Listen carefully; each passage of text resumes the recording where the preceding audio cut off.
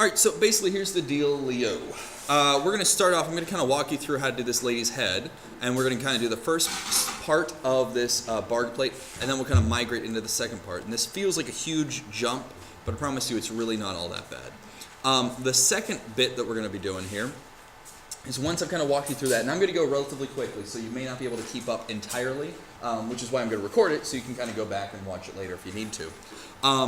But the second part is I'm going to have one of you pose, and I'm going to draw you using the Bargue method. So again, yeah, totally you can pose. So the idea basically is I want you guys to take away from why these steps are important, but more importantly, how they can be useful. Just like with gesture drawing, there's nothing wrong with knowing how to do a gesture drawing. But if you don't know why it's useful, then why bother doing it? You know what I mean?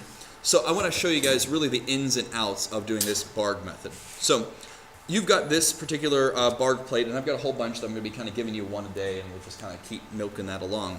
But to do a traditional Bargue method drawing here, normally I would have this paper on kind of an easel, and I'd have everything really mapped out and ready. Now, I'm going to freehand a lot of it, again, mainly for time. I don't want to do a 40-minute demo. I want to get like a 10-minute demo. So we're going to kind of buzz through this a little bit quickly here. But there's a couple things first off, and depending on your personal preference, right? So I've got kind of this plumb line and kind of my horizontal line kind of cutting through here. Now what I could also do, if I wanted to, if I was so inclined, is I could think about kind of like the essence of blocking in. Whenever we talked about like the Loomis method before, if you ever had trouble in Art 1 when you were doing blocking in, I told you about how like you can take like a cylinder, right? And you can kind of imagine it as if it was inside of a tube, right? The whole overall cylinder shape. You can do the same thing with this drawing because we're trying to mimic this exact drawing. So what I could do, for example, is kind of say, okay, let's see. So the kind of the bottom of her comes across, and the top of her, very tippity top, comes across. And again, I'm freehanding it. You're welcome to use a ruler or something like that.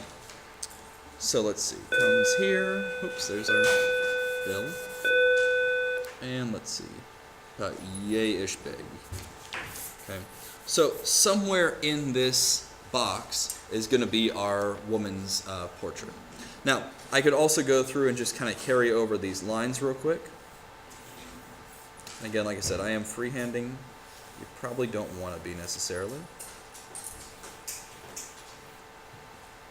Now, something that you're going to want to be doing more and more often is not necessarily tracing or even kind of pulling these lines across. As you get better and better, you shouldn't need to. The whole kind of idea that we're going for is being able to see something and kind of transpose it over here exactly as we see it. But for right now, that'll do. Okay, so I've got my overall kind of box, right, kind of linking the overall head, and then I've kind of transposed those lines up and over. Now, I'm going to have you guys kind of pause for a second and focus on this for a moment. And like I said, you may not be able to follow along, and that's okay. There's a reason I'm doing the demo, so you can see what's happening. So I'm going to kind of find a point, and for me, I'm going to start in the eye, A, because that's the easiest thing to start with, but B, also, because I've got a lot of these kind of lines to kind of follow along with. Again, I've got that plumb line, which in my case is kind of right here-ish. I've got that horizontal line right there, and it kind of cuts down right about there. So I've got these lines right here that are really kind of showing me where everything's going to go. The big key with the Bargue method is, again, pretend for a second that you've got a protractor. And if that protractor is kind of going up, and I can say, oh, that's at a 20-degree angle, or a 10-degree, or a -4, you kind of get the idea. Notice that there's no real smooth curves. Even like the back of her neck here is made up of 1, 2, 3 straight lines. Okay? So I'm going to start with the eyeball here. And I'm just going to kind of plug in what I see, and know that you're definitely going to go back and change these measurements.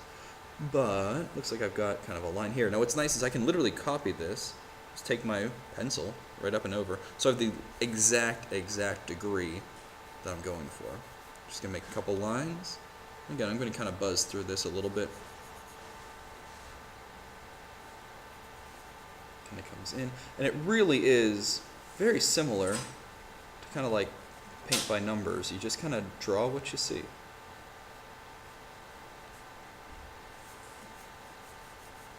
Putting a couple, they're just straight lines. If you happen to mess up, which I'm sure I will do very soon, if you happen to mess up, you just draw a new line, erase your old one.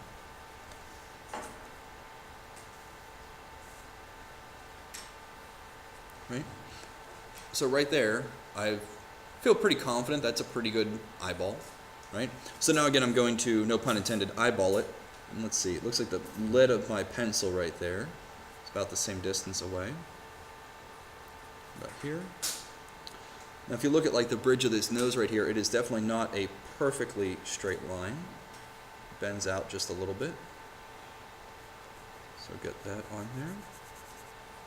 Then it comes out a little more. Now this box that I made is the edge of my overall picture. So I know that I can't go any further beyond that. In fact, I probably should cut it short just a little bit. Look at like our forehead comes straight down over here. Not exactly sure how far up it goes, but I'll just draw a line and figure it out later. Looks like her nose starts a little bit above that line. Kind of comes down. Like that. It just cuts over. So you can see how slowly but surely, if you do one simple line at a time, you can start really fleshing this picture out until you're happy with it. So now like this point right here is definitely the outermost edge, so I'm totally touching that wall. And it comes up. Something like that. Cuts over a little bit. And again, if you need to remeasure, you remeasure. Who cares? You have little tangent lines, let them go. We'll come back.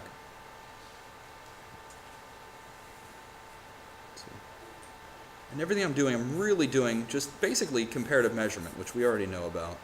Just doing comparative measurement. I'm thinking, okay, this line versus that line. Well, I already have this line, so I can kind of grab it and move it over. But whenever you're doing a bargue drawing, you're really thinking about the angle of your drawing.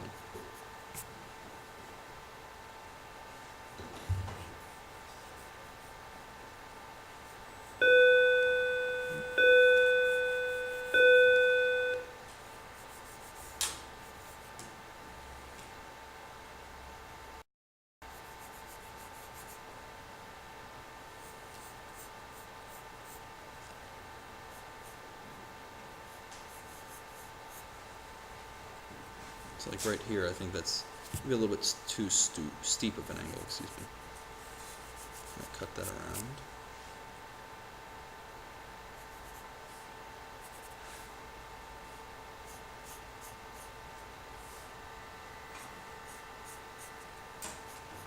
Okay.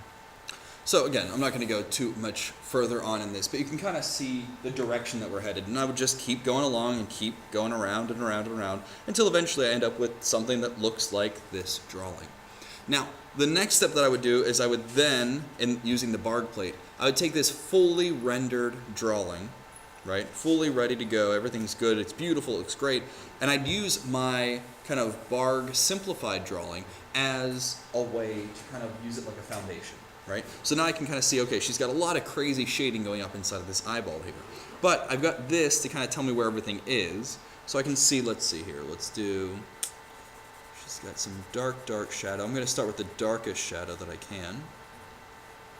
Really kind of comes around here, comes up and around.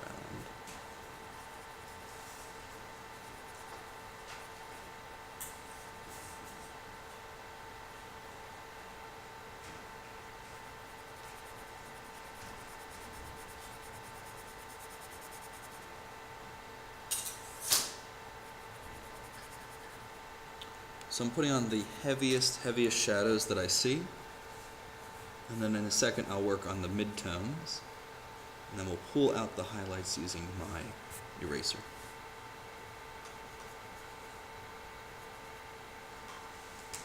Now, a couple things to think about. The Bargue method is phenomenal for trying to copy something.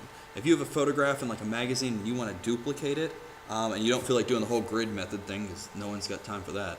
If you want to do something else, this Bargue method is great for doing a really quick copy. You can get some really good results. As far as drawing from a model from real life, you may find that using a little bit of a combination of the Bargue method and blocking in kind of the Loomis style, as well as kind of shading and things that we've learned along the way throughout all of our art classes, You may find that using a combination of those is kind of a little bit better for you. And that works fine too. So now I'm just putting on some of those midtones. Definitely darker on that eyeball. That eye's really sunken in there, which we know anatomically.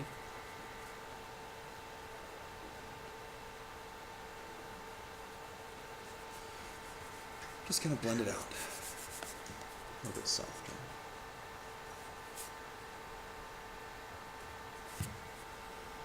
Okay.